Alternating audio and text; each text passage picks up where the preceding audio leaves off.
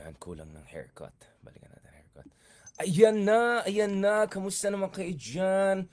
Hello from Solid North. Yan, Solid North tayo kasi kailangan natin pag-usapan ang Tigre ng Norte. Ang ating minamahal na presidente. Pag-usapan naman natin anong mga political outlook for the country. What are the things that we have to pay attention to? What are the pitfalls? Ano mga dapat titignan natin? So, ayan na yung mga DDS natin. Bakit ka masyadong obsessed kay, parati ka nagpo-post about her, tapos ganyan. Kasalanan ko pa kung, marami tayong mga, piatos contents, di ba? Wala naman mali dyan. But just to be clear dun sa mga ibang kasama natin nagsabi, oh Richard, dating kakamping yan. Ngayon. Come on, get out of here. Get out of here. Mga walang ya kayo. Kayo ang kasama sa unit team. Kayo ay nagpabalik ng mga Marcoses sa Malacanang. So just zip it ba? Dahil zero yung moral ascendance niyo. And please lang, bago kayo mag-usap ukol sa corruption, ukol sa mga ganyan, pag-usapan natin ng Farmali. Pag-usapan natin ng mga Pogo. Anong panon yan? Panon ni Tatay Digong yan. Sige, kung gusto natin pag-usapan yan. Galit na galit daw sila. Si BBM daw ay tuta ng Amerika. Di pag-usapan natin si Tatay, I love China. China will protect me. Si Tatay Digong na make us a province of China. Ay, joke lang yan. Dami natin pwedeng pag-usapan. Tapos, of course, speaking of which.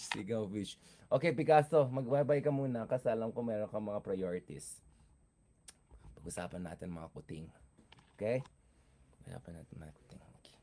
Picasso, you just go there, ha? Wait lang, paano natin si Picasso uwi siya sa mami niya. Go back to mommy. Yan, okay. Ito na. Mga kakuting. Mga kasisyo. Ayan na, pag-usapan natin. Wow, so much going on. Unang-una guys, baka lang... Unang-una guys, yung mga nagsasabi sa atin na Tito moves ka na, mag-practice ka muna. Sabi ko sa inyo, you don't even know what you're dealing with guys here. And taekwondo legs yan guys, diba? Kaya talo ko pa yung Gen Z natin na pinsan, diba? Tignan mo sino pang nag-lower ng Bruno Mars Brazil, diba? Kaya sabi ko pag nag-Latin America ako, fit in na ako eh. Oo. Kaya yun. Ito guys. Ito. Diba? Wala kayong ganyan guys.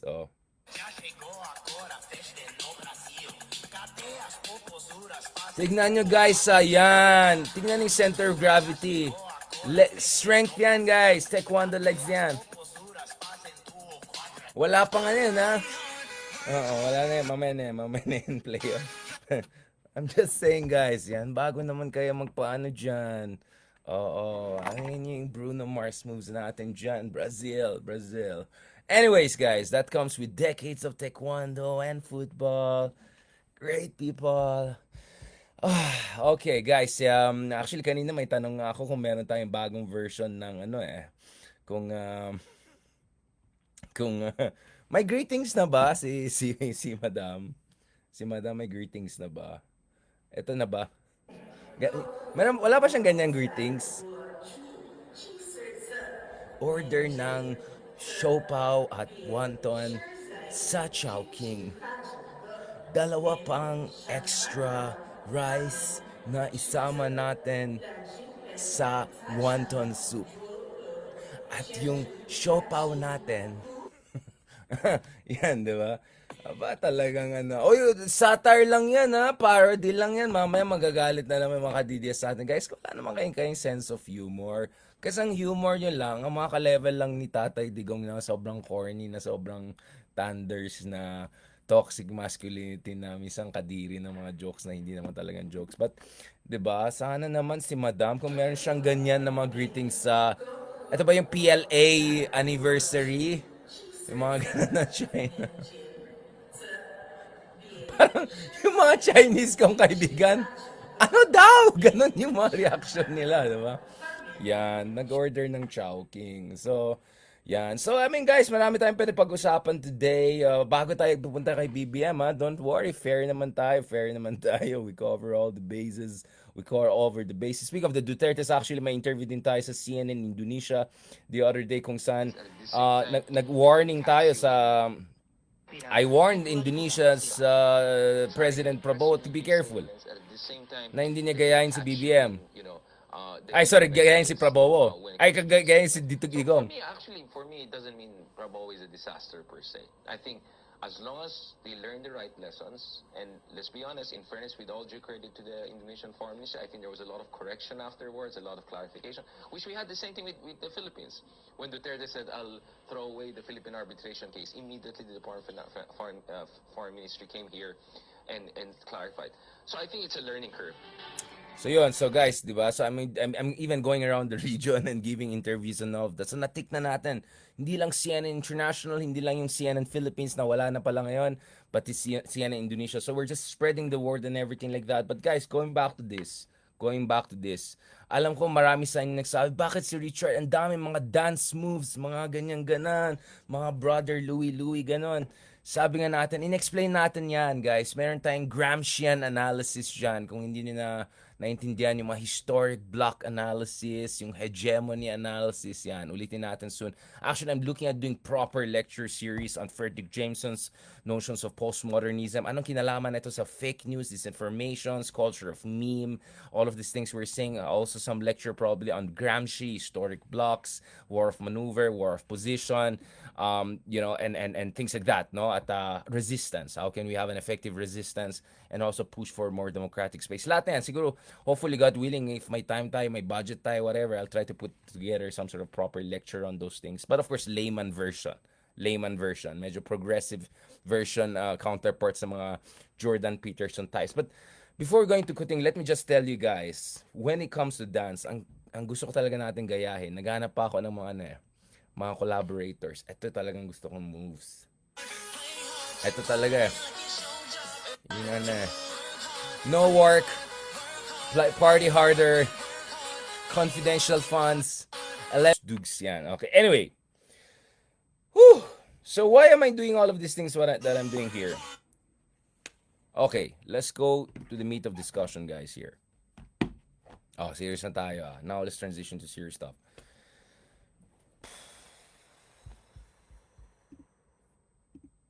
You know, I love literature because sometimes literature provides allegories, and sometimes literature allows us to understand politics and life and culture, no? In ways that normal social science theoretical discussion doesn't do, no? Now, dun sa latest column natin sa Philippine Daily Inquirer, I quoted from Gabriel Marquez actually two different works, no? Ito yung sa Love in the Time of Cholera niya, where Gabriel Marquez said, life obliges people over and over again to give birth to themselves. Meaning, hindi lang tayo pinaanak ng ating ina, obviously. That's the natural birth. But throughout life, you have to constantly give birth to yourself, meaning you have to innovate. Meaning you have to level up. Meaning you have to adjust. No? So, katulad na sinabi natin sa Inquirer article natin, in many ways, politics is the same. Since key figures need to constantly reinvent and give birth to themselves, lest they are devoured by vicissitudes of electoral predilections. One could argue that the Philippines is not too different from Gabriel Marquez's fictional town of Macondo, the center stage of 100 years of solitude, right? Where hardly any of the central characters are immune to either the fickleness of time or shocking transmogrification. As in Macondo, ours is a beautiful mess, spectacularly vibrant, unabashedly tragic, and dramatically colorful. So yan. So yan ang konteksto ng discussion natin today.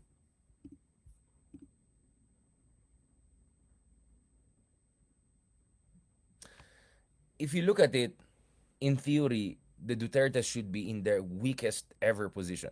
In theory, the Dutertes should be in their most vulnerable position ever. Right? Naging joke time na yung mga sinasabi ni Sara Duterte. Baksak yung numbers niya right and left. Sa NCR, barely over a quarter. Sa Balance Luzon, her numbers are dismal. In Visayas, down by 20 points in the last quarter alone. Even in Mindanao, where she used to have almost universal support, it's now down to 80%. Really, the only region that keeps up her numbers at barely 50% majority, 28% disapproval rating. So kung titingnan natin lahat ng mga bagay na yan, klarong-klaro na talaga guys, na mga Duterte talaga are in their most vulnerable position ever. And then the fact na meron tayong mga ganito, mga low life na patay gutom na mga trolls na gusto mag-insulto sa atin na parang ewan, that just shows that they're vulnerable. That just shows na they are in a position, guys. They are in a position of vulnerability, and kaya ngayon yung mga trolls nagsisilabasan na. But and this is where our dilemma comes in.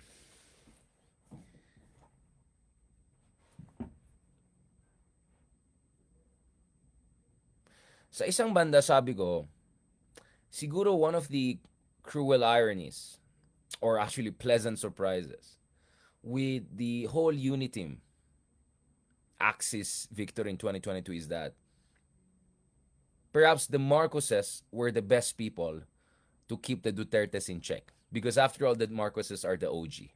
Right? Pagdating sa trapo politics, pagdating sa authoritarianism, pagdating ng, alam mo na, Guinness Book Record level of, alam mo na this, no one beats the Marcoses. So in a way, parang may poetic justice na nangyari kung saan in the end ang naging ang kabanggaan ng mga Dutertes ay mga Marcoses.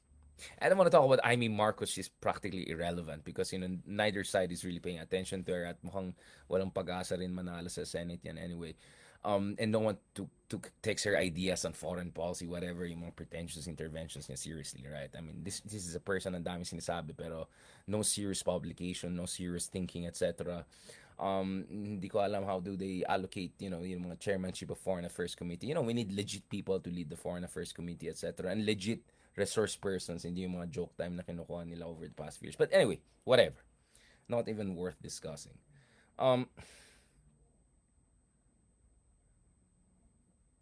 So sabi ko, one of the interesting things here is that nakahanap ng katapat ang mga Dutertes.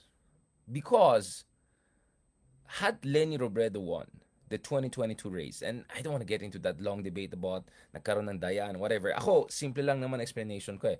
The moment na nagsama ang Marcoses and Dutertes, that became a formidable, almost unbeatable team.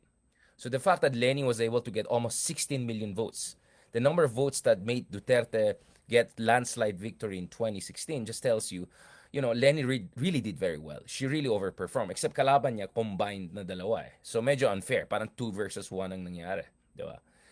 Now, what I said there is that siguro nagkaroon ng poetic justice na nakahanap ng katapat ang mga Dutertes. Because had Leni Robredo become the president, and then kung si Leni Robredo pushed with good governance agenda, no pork barrel, walang kababalakan, walang Maharlika Fund, walang mambo jumbos, it's very likely na lahat yung mga natalo niya sa 2022 elections, and then yung mga trapos na nasa Kongreso, Senado, lahat yan maging kalaban niya.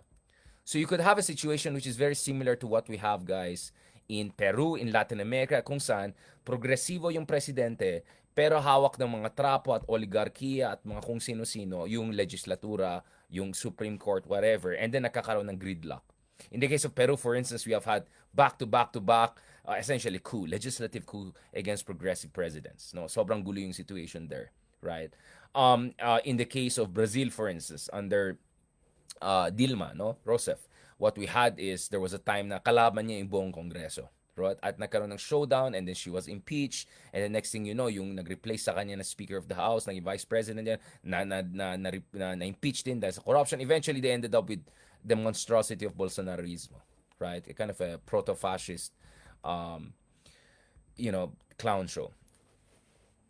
So, parati ko sinasabi na yun yung poetic justice, na the fact na hindi nanalo si Leni, perhaps ironically, made it easier to keep the Dutertes in check. Because had Leni defeated BBM again, then you would have had a very bitter Marcos family teaming up with the Vice President na Sara Duterte, and then plotting right and left. And then also working with trapos in the Congress, trapos in the Senate, trapos kung saan-saan to really bring down the Leni Robredo government. So you could have imagined if Leni Robredo really pushed ahead with drastic good governance changes, and I do believe that she would have loved to do that, sobrang magkakaroon ng gridlock. And perhaps Leni would have been an isolated and besieged president. So I'm laying this out because I've noticed not many people have analyzed that. As in, hindi ko narinig na may nag-analyze ba ano bang mangyari kung si Len yung naging presidente noong 2022? Tapos tinalo na naman niya yung mga Marcoses, pero si Sara Duterte yung vice president, pero yung mga oligarchs andyan pa rin sa Congress and Senate. It would have been a very dangerous situation because either Leni Robredo would have had to reconsider a lot of her progressive policies para walang gulo, or she would have pushed them at the expense of essentially stability, right? And you could have seen a situation kung saan, let's just say, Lenny is the good version of Arroyo. Kung maalala nyo, we had something like that when Gloria Macapagal Arroyo could not get the Congress on her side and nagdi-defy yung Congress sa kanya. Sobrang hina, besieged si Arroyo. And not to mention multiple coup d'etats during her time. So I'm just laying out for you guys what have been the counterfactual. So in a way, sabi ko, the poetic justice is that BBM winning actually made it much easier to check the excesses of Dutertes because the Marcoses come from within the system, meaning within the oligarchy, right? That also extends to foreign policy issues.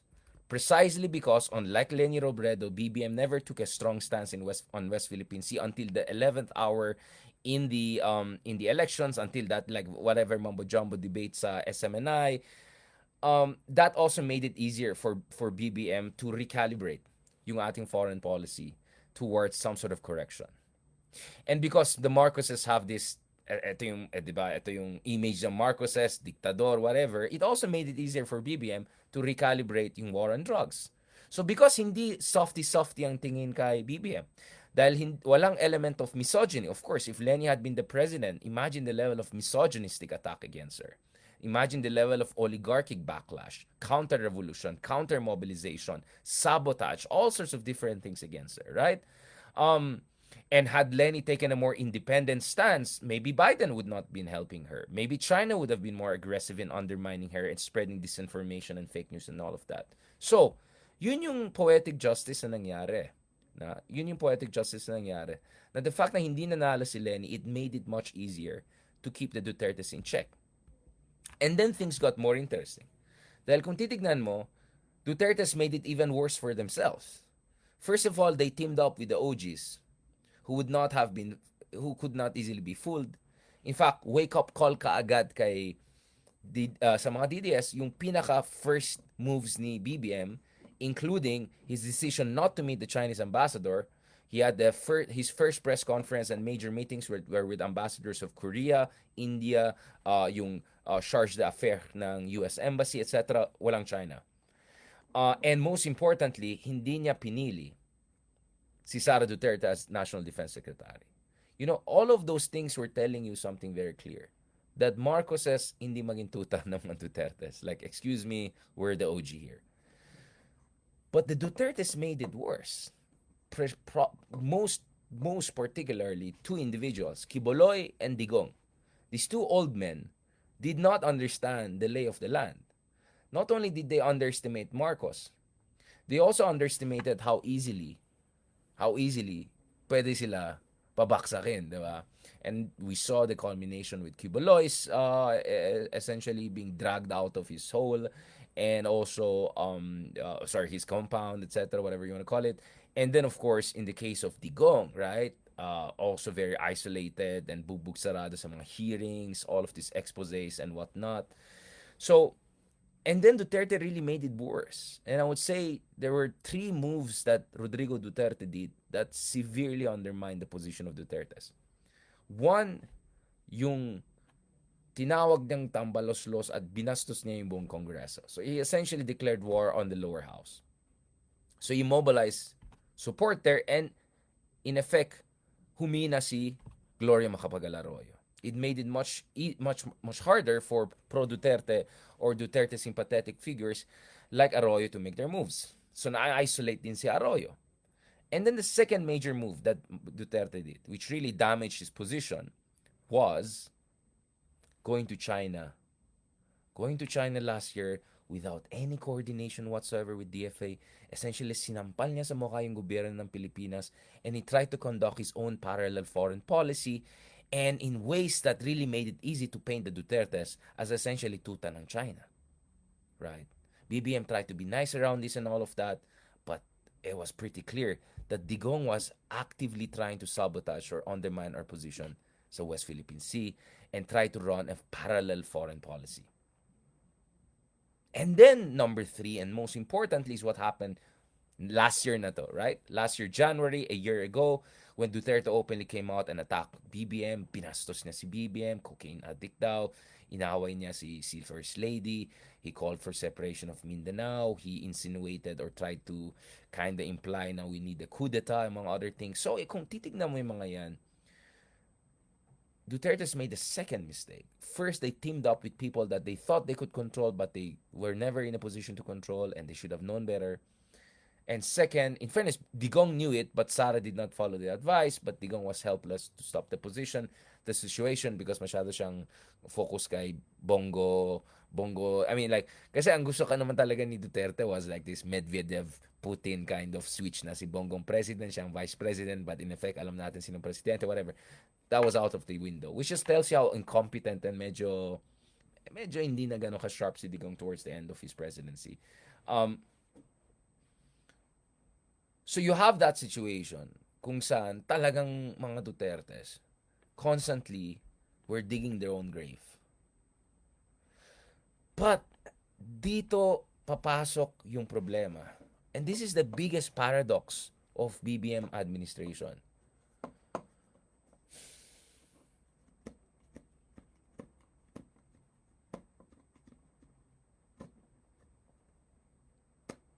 Unang-una, hanggang ngayon, hindi ko maintindihan bakit ganyan ka-passive or ganyan ka-reactive yung communication strategy ng BBM administration, not in mainstream media.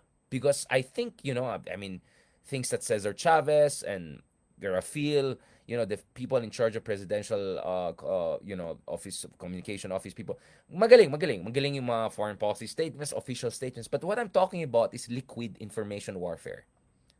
Yung liquid information warfare, kung saan talagang babuyan, bastusan, online, etc. I'm really shocked and surprised na walang panglaban ang BBM camp sa kanila. In fact, I would say that tayo ay mas epektibo in fighting back against the DDS trolls. Of course, unang-una dahil veterans na tayo. 6-7 years na tayo lumalaban sa kanila. At we come from a point of conviction. Because we don't like people who are inciting violence, people who are encouraging mass atrocities. We don't like people na scammy, right? Ayaw natin mga budol. But nevertheless, I would have expected the BBM camp to be much more effective in mobilizing their social media, unconventional media, liquid warfare counteroffensive. I'm really, really surprised. In fact, napansin ko nga minsan, yung mga pro-BBM na vloggers or etc., ang content na kinukuha nila, analysis kinukuha nila ay sa atin. Na neither with them, neither with the Duterte side. So this is really one of the big mysteries to me. Kasama rin dyan yung the president's own ability to communicate in ways that makes him effective. Kagabi lang, actually the other night, may nakausap tayo na nagtatrabaho sa Malacanang dati. Actually, I think still working in Malacanang. Hindi ko na sasabihin kung sino yan. Ano bang sinabi niya sa akin? Ilocano pa to or taga dito, Cordillera.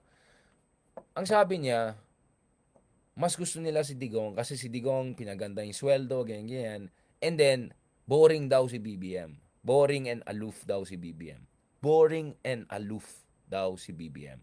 And this is a person na taga Solid North, right?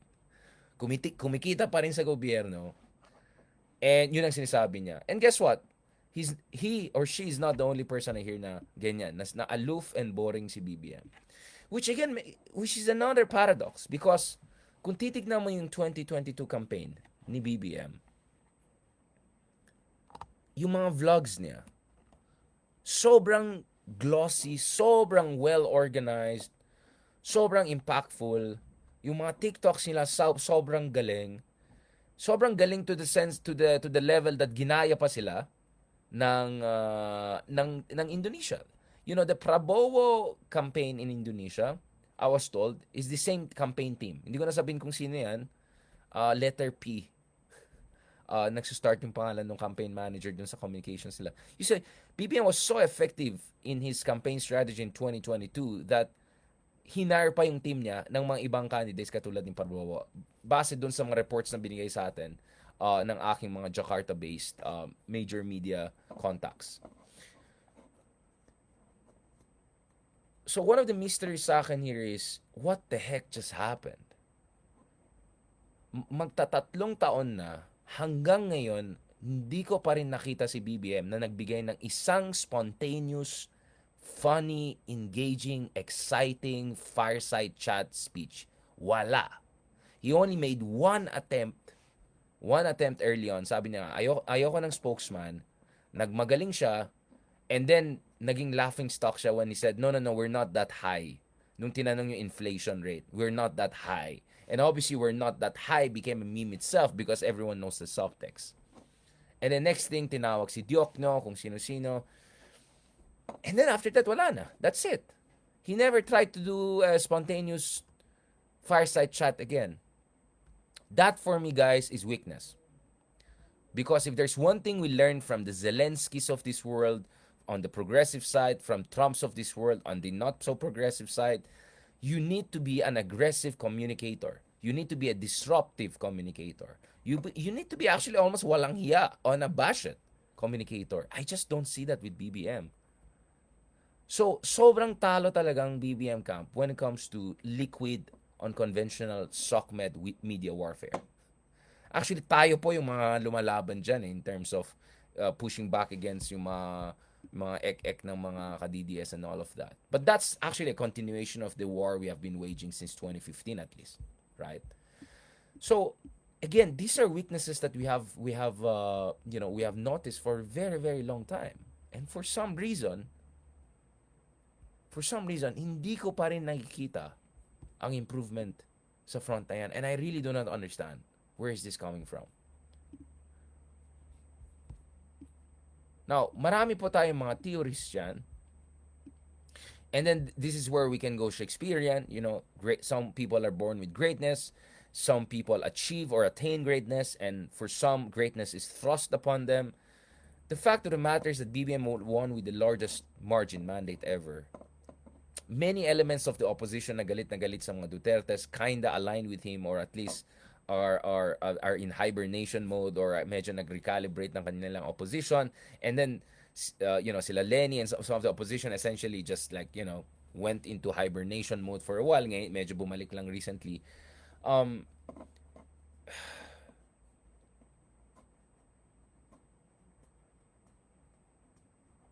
It really makes you wonder what's going on there. Is it complacency? Is it complete lack of imagination? Is it this hope na let's just hope na matapos na to and let's get over? Right? Is this really, as they say, character's destiny? Ako kasi guys, yung sinasabi nila na character's destiny, ako kasi po, I'm a stoic, right? I believe in stoicism a lot. You know, Seneca, Cicero is not technically a stoic, but some of his reflection on stoicism, Marcus Aurelius, a lot of these people, you know, if you read also neuroscience, you know, brain rewiring, neuropath reconfiguration, re-engineering, all of those things. Ako, naniwala po ako na people can actually improve and change and recalibrate. Kaya nga, I started with that quote from Gabriel Marquez, that life obliges people to give birth to themselves over and over again, meaning you have to level up. Parang software yan. iPhone 2, iPhone 3, iPhone 4. For some reason, I'm just not seeing that software update. Now, marami po yung mga teorya dyan. There's some left field theories na dahil dahil na mumbo jumbo, na hocus pocus yung elections, kumbaga magkakaroon ng total nuclear mutual assured destruction dito kung ito goes all out against the other side. But for me kasi, As Trotsky would put it, right? To paraphrase Trotsky as an advice to BBM, you may not be interested in a war with Dutertes, but the war with Dutertes is interested in you. It has already started for a very long time, right? So we're seeing a couple of mistakes here. First, there is no machinery or infrastructure to mobilize a counter movement sa mga Dutertes pagdating sa information warfare. I'm not talking about mainstream media. Magaling ang mainstream media strategy nila, yung mga statements nila. Magaling si BBM mag-speech yung ganun. I'm talking about the spontaneous, disruptive, social media, liquid warfare. Wala.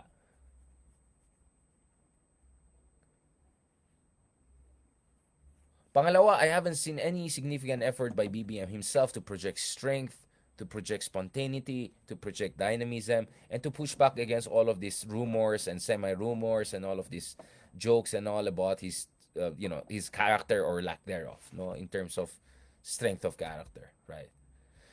And then number three comes in. And this is where things get very interesting. And I really suggest you guys check yung interviews natin. My goodness, eto na naman sa mga walang hiyang mga ka-DDS natin na kasama dyan.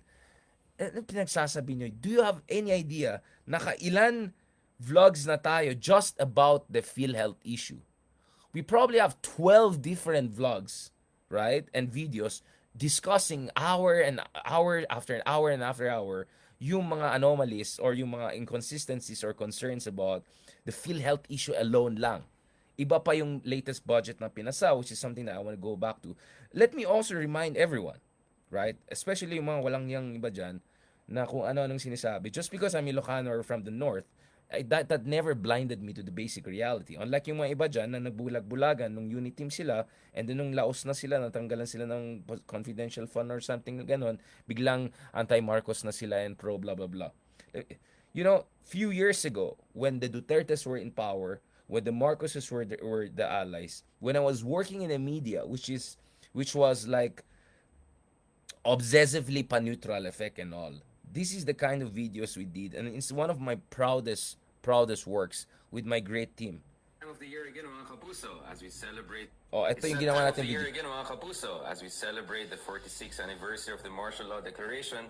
Isang debate na naman ang makikita natin sa comment section. And the point of contention?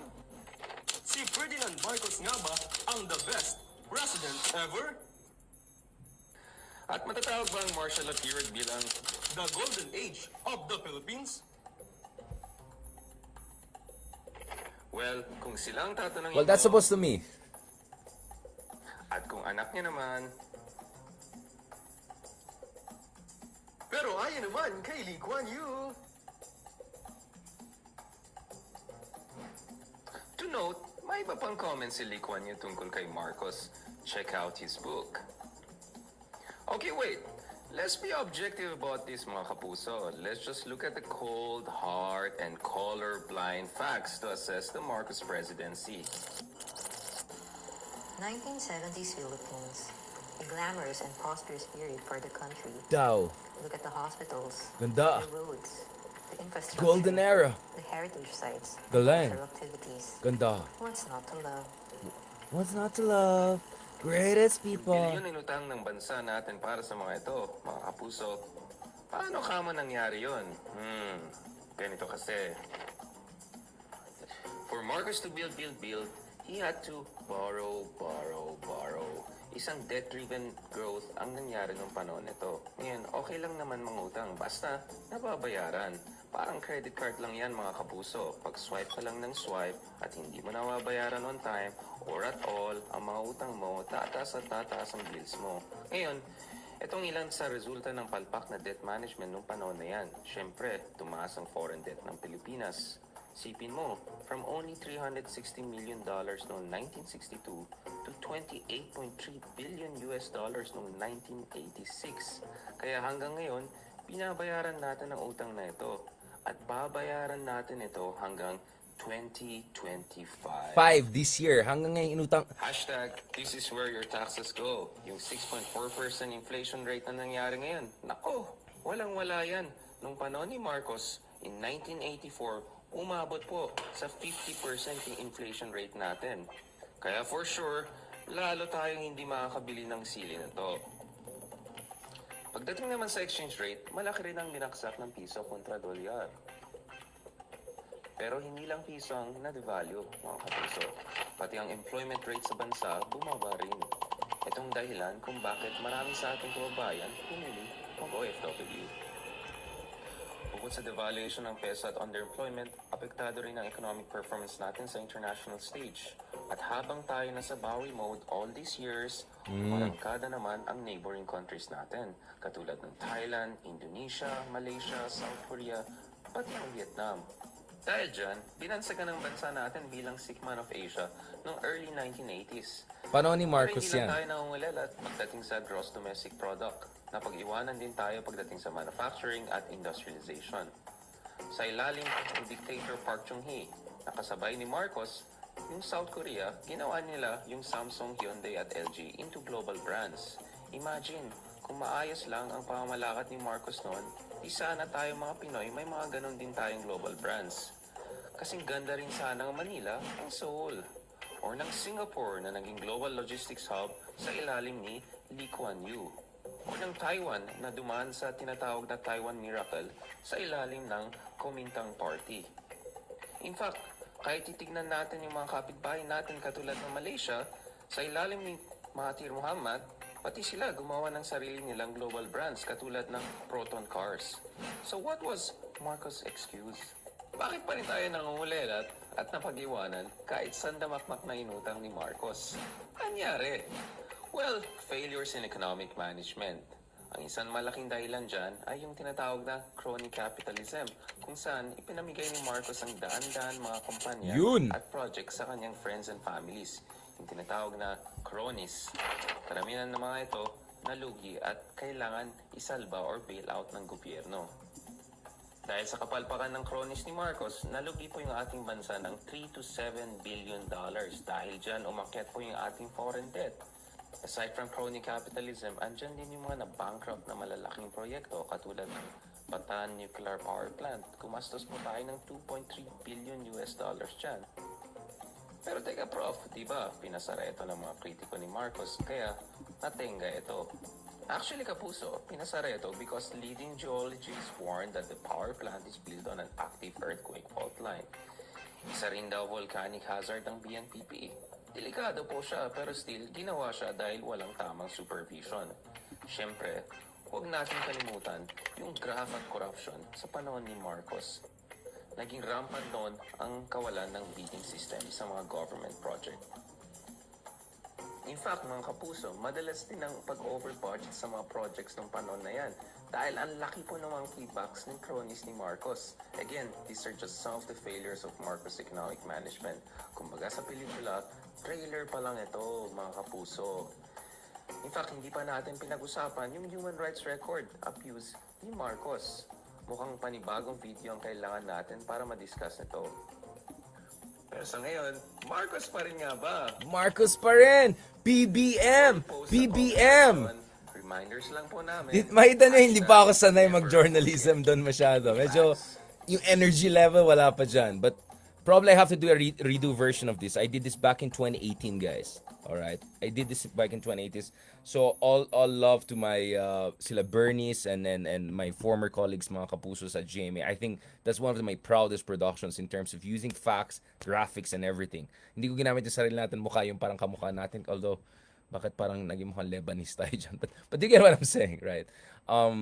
So, please, yung mga walang hiya dyan, ng mga DDS dyan, na nung time na yan ay nag-apologies for mga Marcoses and all of that. We were the ones who were making these videos. We were the ones, guys, na ginagawa natin yan. We were doing our best. Now, that video got millions of views. And millions is not enough. We have to do more of that. We have to keep on doing more and more and more of that. Right? So, going back again dito sa discussion natin, guys. Medyo alanganin na yung situation natin ngayon dahil just when mga Dutertes are finally reaching a moment of potential inflection pababa, boom, ang daming mga controversies around itong budget natin. This is $100 billion budget. My goodness. $100 billion budget, right? This is the biggest ever budget the Philippines has had. $109 billion. Actually, kung mataas sana yung exchange rate natin at around 54, 55, which is the usual rate we have, this would have been 120 billion dollars. Right? So this is huge, guys. 6.33 trillion pesos, right? And this is much higher from the initially proposed 6.18 trillion pesos na yan, guys. And even though yung revenues lang natin is 4.64 trillion and may budget deficit na po tayo ng 5.3%. Ang laki po, guys. Ang laki talaga nung budget na yan. At ang laki-laki ng mga question marks. Ang laki ng question marks and concerns. And the fact that BBM himself had to kind of exercise veto, a little bit dilly-dallied on this, I'll tell you what, it did not make it look good for him. Oh, pero mas less konya tayo ngayon. At least yung pagka-konya natin ngayon mas okay. But anyways, guys, balikan natin.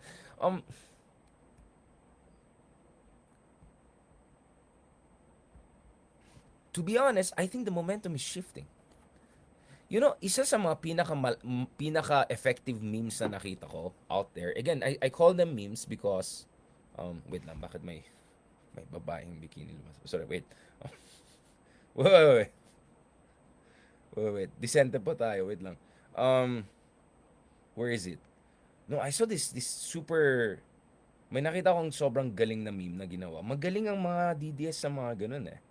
So essentially yung meme nila was, I think it's in the other phone. Actually, ang meme nila dito is essentially ito.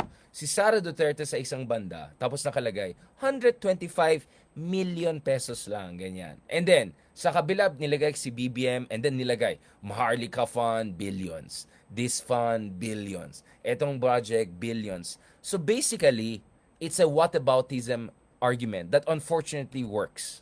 Right? Yung idea na, pitsugin lang naman yung kay Sara Duterte, million lang naman eh. Right? So, parang yung argument is that even if aminin natin may mga kababalagan dyan sa ginagawa ni Sara Duterte, pitsugin lang yan eh. Wala naman yan eh. Incomparable yan dun sa bilyones na alleged anomalies dun sa budget ng gobyerno. Sa akin palagay, that's a very strong argument.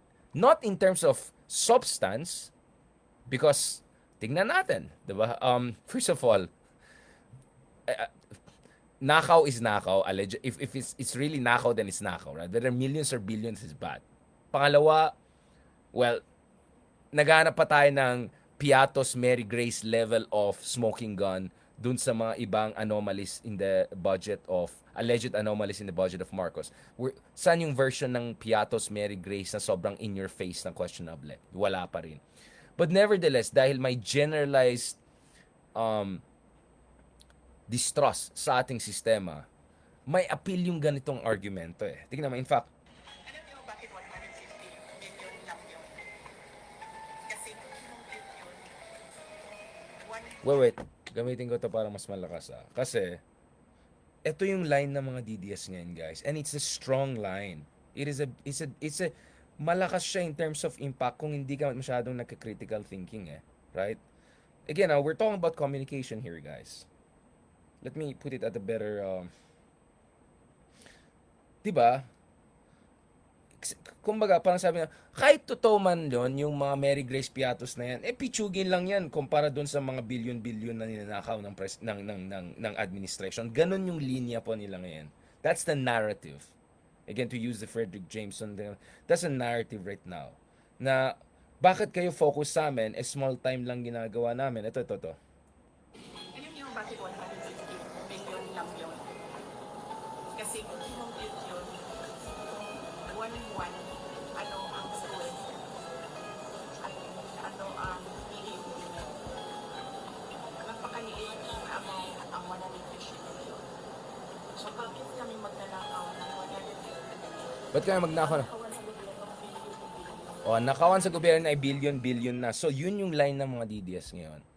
So, this was the line last month pa. November pa lang, yun na yung line ng attack nila. Na small time lang yung ginagawa nung sinasabi nyo sa amin. Billion lang. At parang point nila, sa sobrang yaman namin, ano lang yung 150 million, diba? So, unfortunately, this kind of narrative could work eh. Especially since sobrang kulang ng communications at sobrang kulang ng counter-disinformation effort ng administration.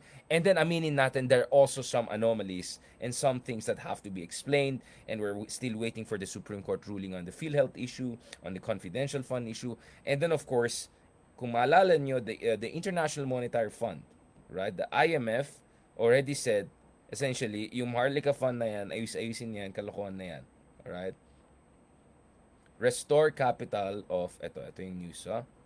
So, IMF, ito yung report.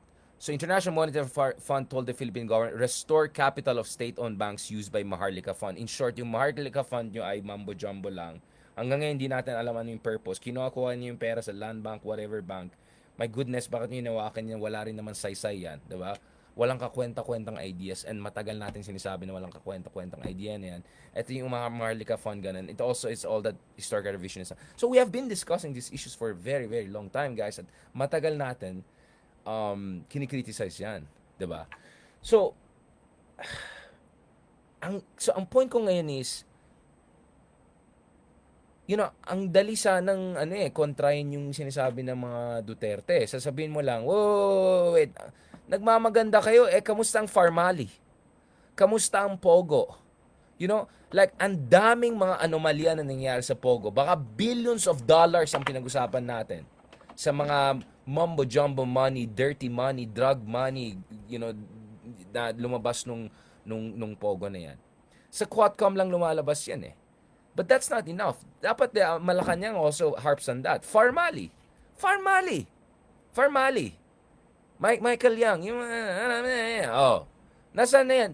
Billions din ang pinag-usapan dyan. Yung mga skandalo sa DOH, billions ang pinag-usapan yan. Yung confidential funds ng Davao throughout the years, billions na naman pinag-usapan yan. In fact, in total, if you look at all of those anomalous spending during Digong, billions of dollars ang pinag-usapan. And yet, defensive lang yung admin eh. They're constantly on the defensive. And then ngayon, and this is the last part of my discussion for today, kasi babalikan natin yan. Tomorrow, we're gonna talk to Admiral Ong. Pag-usapan natin, is there a threat of coup d'etat even? Because may mga nanggugulo talaga at may mga nag-agitate dyan. Alright? And taking advantage of the situation. And I'll tell you this, and this may come off as quite controversial. But let me tell you this, guys.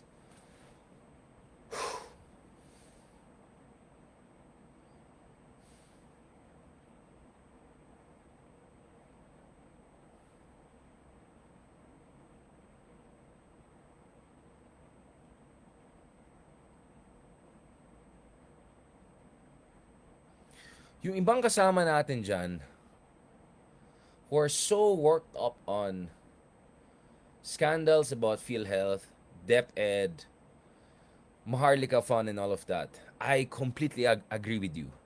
Kailangan talaga na tignan natin na mabuti. Alright? I completely agree with you.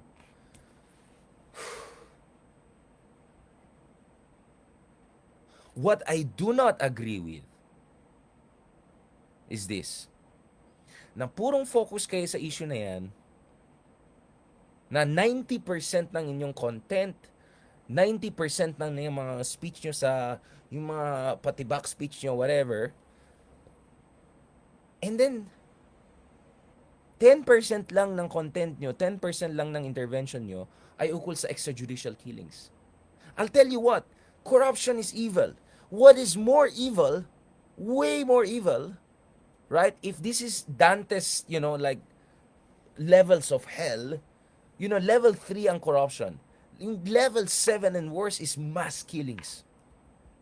So I'm quite scandalized by some of our friends who seem to be so never Marcos that unwittingly or worse are allowing the Dutertes to write this whole narrative to get themselves off the hook.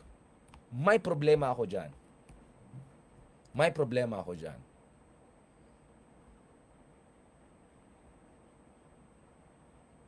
May problema ako dyan. Ayaw maniwala sa akin, tignan nyo yung mga ibang content creators na good governance and all of that, 'di ba? Yung iba pa nga nag-work pa nga sa BBM administration to begin with, but pa kayo nag-work sa BBM administration, alam niyo naman questionable. But anyway,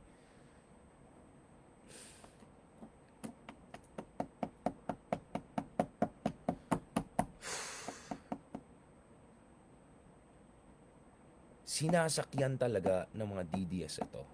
Sinasakyan ng pro-China elements ito.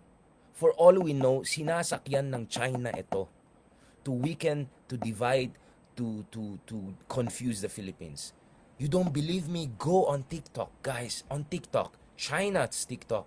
Ang daming content dyan about anomalies ng BBM administration. Allegedly or otherwise.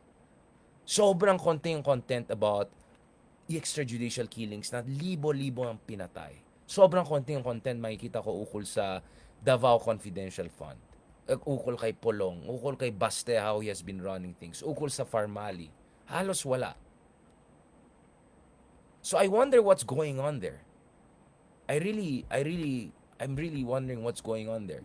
Because obviously there's always the fear of manipulation, lalo kung China yung platform. But and I'm saying this because TikTok is very, very important. My goodness, guys, most people now are getting their information from TikTok kasi wala silang panahon na makinig sa isang oras ng elucidation on the, vicissitudes of Philippine politics. No. They just go and look at the 1 minute. Kaya ako nag-TikTok na rin ako. Yun lang palang gusto niya, fast food. Sige. Kaya ko rin yan. Pakit na fast food. Ganyan, lagay mo lang. Oh, yan. So, in that moment, I'm really shocked to see some people there. They're making it very easy for the DDS camp. Barely yung content nila is about extrajudicial killings and ICC and all of that. 5%, 2%. Barely anything about hearkening back to Farmali and DOH and mga kapalpakan nung panahon ng COVID. So given na yung mahina yung communication strategy ng BBM so far in pushing back against all of this maharlika, mambo-jumbo, polvoronic BS, right? But sana naman yung mga ibang kaibigan natin dyan, go lang kayo. I'm all for going for good governance and all. Sige, okay lang kahit nag-work ka kay BBM dati and then umalis ka later. Okay lang yan. But do not forget, you have to also pay attention to the even bigger challenge to our constitutional order, which is mass murder and atrocities, which is potentially treasonous relationship with China, which is complete assault on constitutional democracy and all of that. It's not either or, my friends. Hindi yan either or. Tingnan nyo, in just the last hour, wala pang isang oras, I showed you the whole video I made about the budul of the Marcos dictatorship and the worst things that happened. Right? But at the same time, eye on the ball, guys. Eye on the ball. At the rate we're going, I'll tell you what. I really suggest look at the works of Perry Anderson on Brazil. What happened in Brazil? And what happened in Brazil around 10 years ago was that sa sobrang sampal-sampal ng controversy, anomalies ganun, bumaksak, the whole system went down, and it was replaced by Bolsonarismo and all of that horror na situation that happened in Brazil.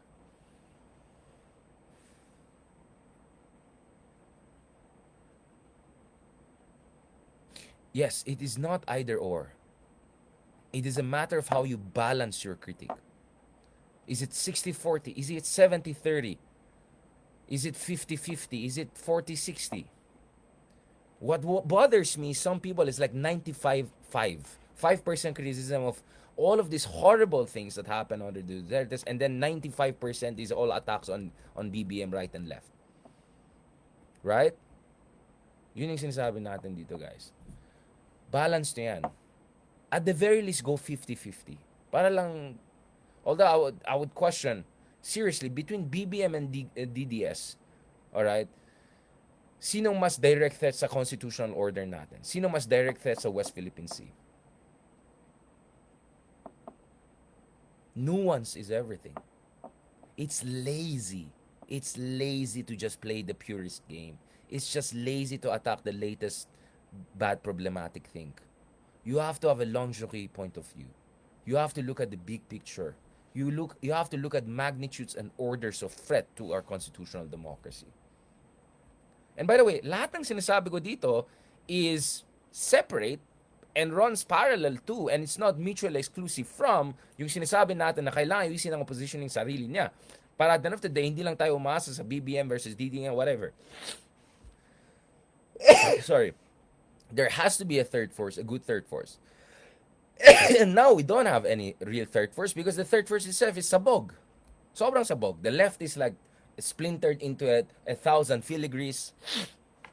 Yung ibang dilawan ay either never Marcos or never Duterte or whatever. Ang dami dyan, walang nuance. Ang dami dyan, sinasakyan lang yung latest anger, latest issues, latest scandal. Hindi structural yung approach. Hindi structural yung approach. Kaya love ko yan si Justice Carpio eh. Kasi either or, he'll attack them and all eh. And then in fairness, give it to Ronald Llamas and even Trillanes and all who say it in your face. Let's not forget who's the number one threat here. No one is saying BBM is okay. But who's the number one threat here?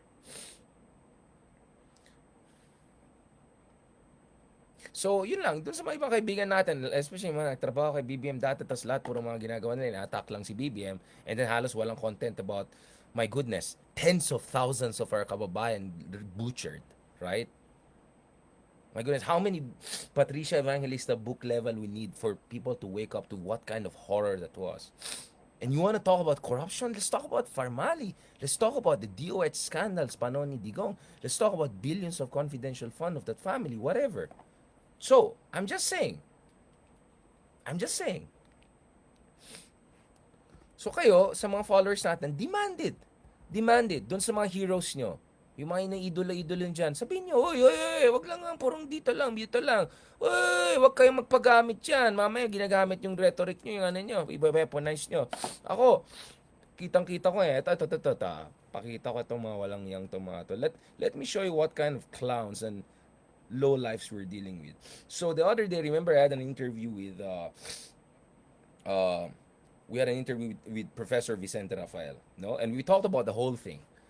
Hindi lang Marcos-Duterte, but the whole longerie of the Philippines. We went to Spanish period, we went to the Ilustrado, we went to Rizal, whatever. And then look at what the DDS camp did, Eto mga walang yang to, I'm just gonna try to find this if it's here. Grabe talaga. Kaya sabi ko, ingat talaga kayo. You have to have a sense of strategic communication. Hindi lang bara-bara lang, hindi lang yung ano lang, just to make yourself feel good, whatever, make yourself. Our problems are very deep. Very, very deep, guys. Sobrang malalim ang problema sa atin. And the challenges we face are very, very serious, guys. Very, very serious, guys. Ito, I mean, my goodness, like they're these low lives that I don't even understand where on earth do these people come from. Akala ko nga si Maharlika yung pinaka-ewan, may mas ewan pa. Wait lang. Ito. Patapos na tayo, nahanap na tayo. Ito. Mga tarantado. Ay, sorry. Ito. Sino to? Na may first-hand information po sa pagiging addictus benedictus di umano ni BBM, ay mayroon pa pong lumabas na isa mga kababayan. Isang high-profile na tao na sinabi na rin na alam niya ang pagiging addict ni BBM. Dahil hindi lang po chismis mga kababayan Ito. sabi-sabi. Ang sabi niya, So remember, this is the interview I had with Vicente Rafael just the other day. Diba? And pinag-usapan natin, among other things, the fact na they were both in LaSalle at one point and he was like 1 year older, one higher batch and all. And he said something almost like, medyo flippant, almost, on BBM. And then the DDS, hindi ko alam sino to mga ewan na to. Tingnan niyo mga, I mean, what kind of clowner is this? Ano to? Sino to? Tao ba to? first-hand information daw mga kababayan dahil alam niya dahil pareho sila ng paaralan ni BBM. Pareho silang nag-enroll sa De La Salle University at pareho din silang nag-aral sa Oxford University. At alam niyo Hindi, tabad, hindi nag-aaral sa Oxford si Vicente. Cornell University siya. Ganyan sila, they don't even listen to the basics, Vicente was referring to both his experience with BBM when they were in LaSalle, not close but from a distance, and also a classmate of BBM in Oxford. But anyway, what do you expect from these people? kababayan ha. Ang kanyang pangalan po mga kababayan ay si Vicente Rafael, isang historian na dilawan. Oh, dilawan pa yan mga kababayan ha. Di ba kampi na sila sa mga dilaw? Apparently mga kababayan, nananatili itong anti-Marcos siguro mga kababayan. Kaya nilaglag si BBM sa interview niya kay Hey Darian.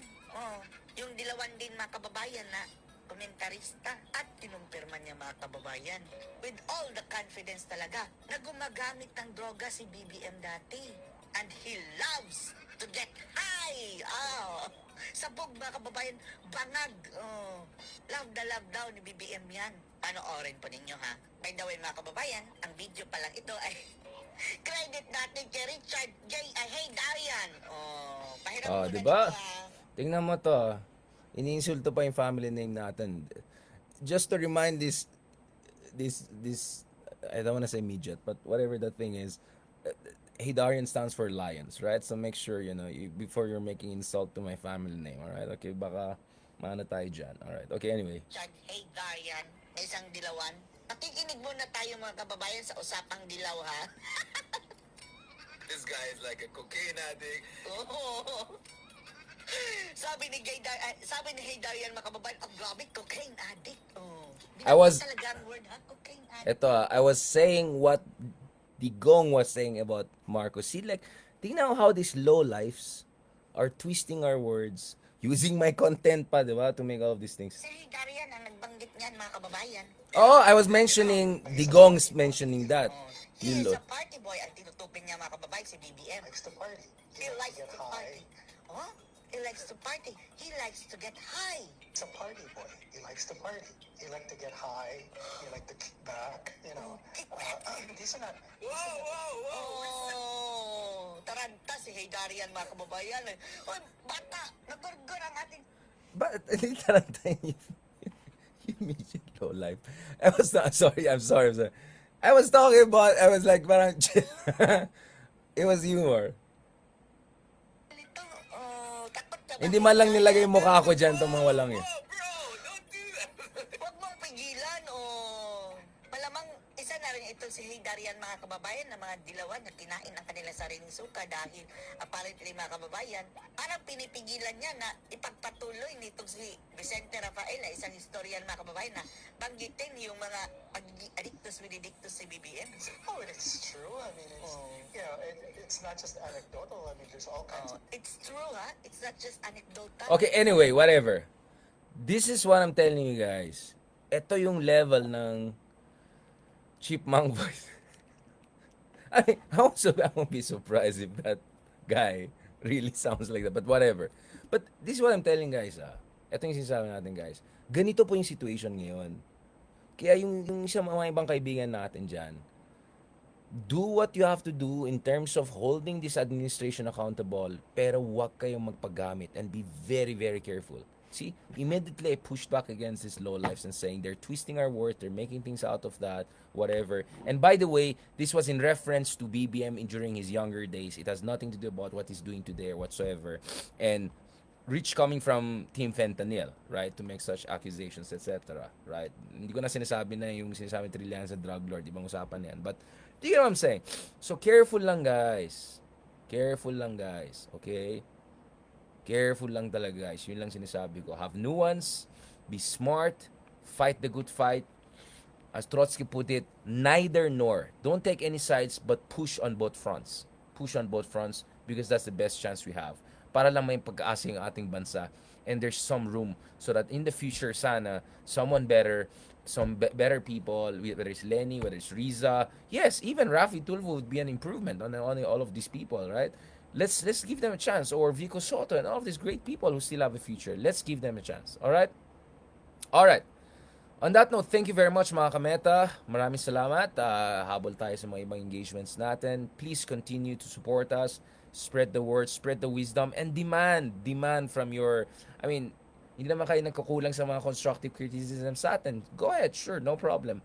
But also demand from other people. Huwag kayong magpapadala sa mga pa-purist, pa-sanctimonious na ibang tao dyan. Demand from them to be smart, to be responsible, to carry the burden of responsibility, to be strategic with their interventions because, guys, Guys, be careful. This is a total information warfare, and who knows, it could be a prelude to something even more dangerous, even more serious, right? So on that note, tomorrow pag-usapan natin, are there threats of coup d'etat? Are there threats to our national security? Will China take advantage of the situation, or are they already taking advantage of the situation? So we'll talk to a former admiral and someone who understands the Philippine military very well. On that note, thank you very much. God bless, and talk to you soon.